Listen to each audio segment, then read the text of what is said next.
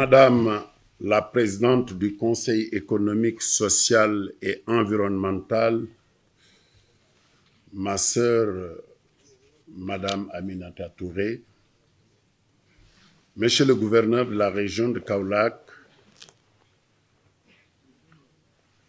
Monsieur le préfet du département de Kaolack,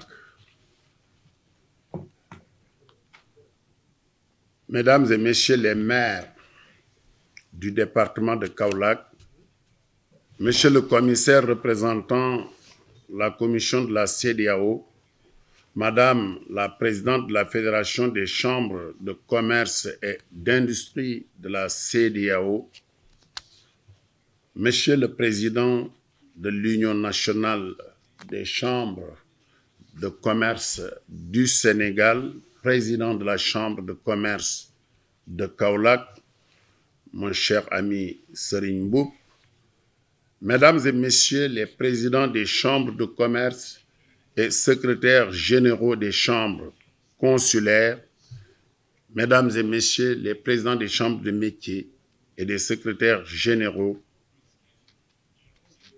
Mesdames et Messieurs les opérateurs économiques, distinguées personnalités, toute obédience confondue, Mesdames et Messieurs, en vos titres et qualités, je voudrais m'exprimer ici, Madame la Présidente,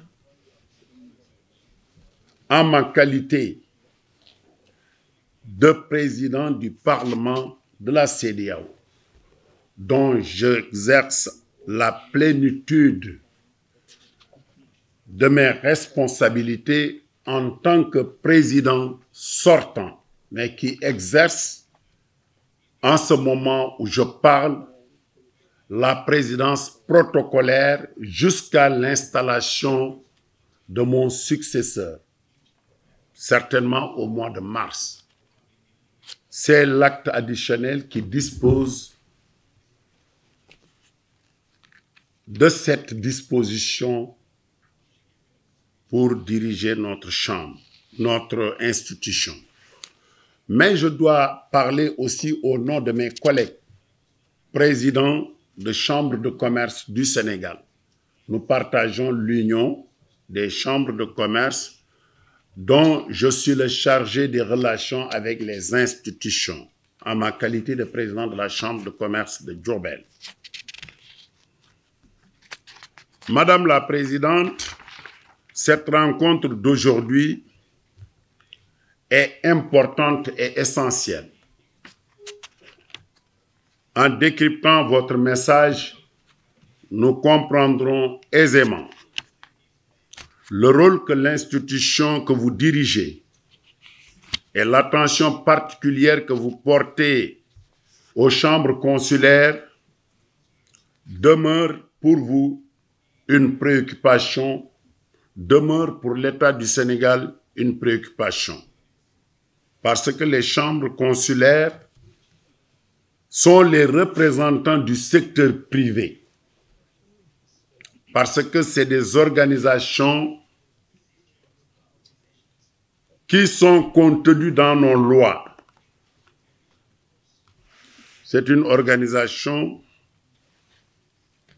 qui constitue l'interface, le relais entre le secteur privé et l'État.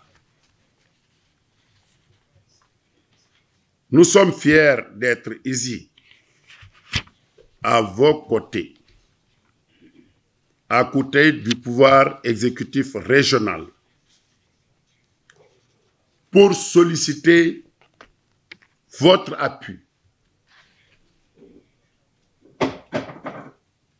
J'ai dirigé une institution régionale qui a beaucoup travaillé pour l'accélération du processus d'intégration régionale.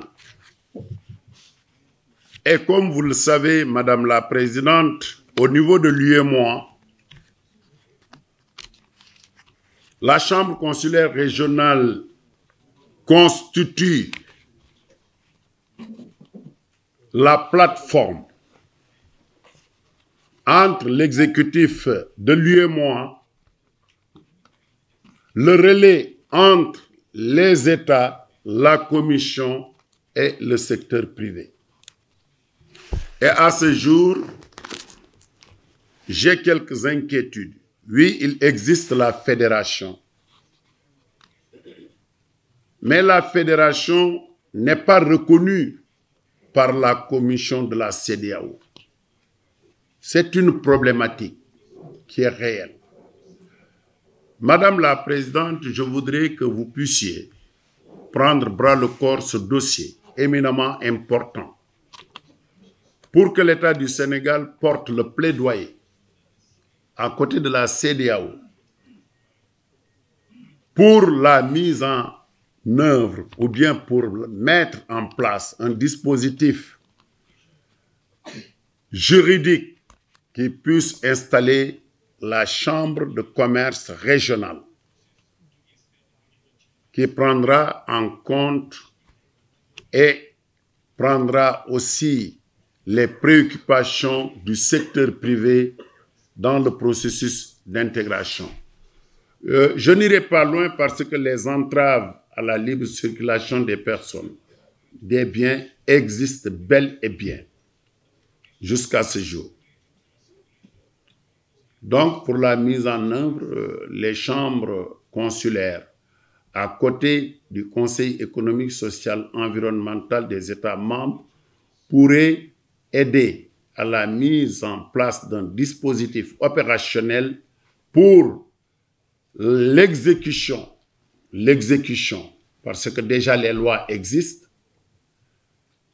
des dispositions du traité qui donnent droit aux opérateurs économiques de se déplacer librement avec leurs marchandises, avec l'argent pour échanger, c'est-à-dire les échanges intracommunautaires.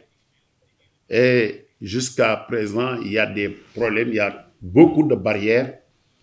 Et je pense qu'avec l'appui des conseils économiques, avec l'appui des ministères de l'économie et des finances, nous pourrons relever ce défi. Je voudrais, pour terminer, rappeler quelques dispositions parce que nos chambres de commerce ne sont pas des syndicats, mais de véritables organisations dotées de la puissance publique et capables d'influer sur toutes les décisions relatives à l'économie et aux finances. Et à vous de jouer votre rôle, Madame la Présidente, pour nous accompagner. Durant mon mandat à la présidence du Parlement de la CEDEAO, mon sacerdoce était la libre circulation des personnes et des biens, l'élimination des tracasseries policières et douanières, la disparition des barrières non tarifaires qui n'ont aucune base légale, mais également la promotion de la paix et des relations apaisées entre les États. Ces missions m'ont passionné et j'en ai parlé, je ne reviendrai pas sur ces questions. Donc, M. Serigne Mboup, votre travail à la tête de l'Union, votre travail à la tête de la Chambre de commerce de Kaolack n'est plus à démontrer. Je pense qu'aujourd'hui, votre chambre peut constituer cette locomotive qui va tirer les autres chambres consulaires. Je suis président de la Chambre de commerce de Diourbel, mais nous ne disposons pas de moyens conséquents pour pouvoir jouer pleinement notre rôle. Madame la Présidente, je sais compter sur vous, votre dynamisme, pour nous accompagner. Et je voudrais quand même que vous puissiez accorder au président de l'Union une audience. Et tous les présidents de chambre seront là-bas pour échanger avec vous, parce que nous saurons compter sur vous. Je salue tout le monde et vous remercie parce que je n'avais pas préparé un discours, parce que j'étais trop pris. J'ai essayé de dire quelques mots. Je vous remercie une fois de plus, Madame la Présidente. Soyez vraiment comme chez vous. Nous sommes fiers de vous d'avoir une femme à la tête de cette organisation extrêmement importante que nous soutenons fortement. Nous vous remercions ainsi que votre délégation et tous les présidents de chambres de commerce qui ont fait le déplacement de Kaolack. Nous sommes fiers de vous. Je vous remercie. Obrigado. Thank you.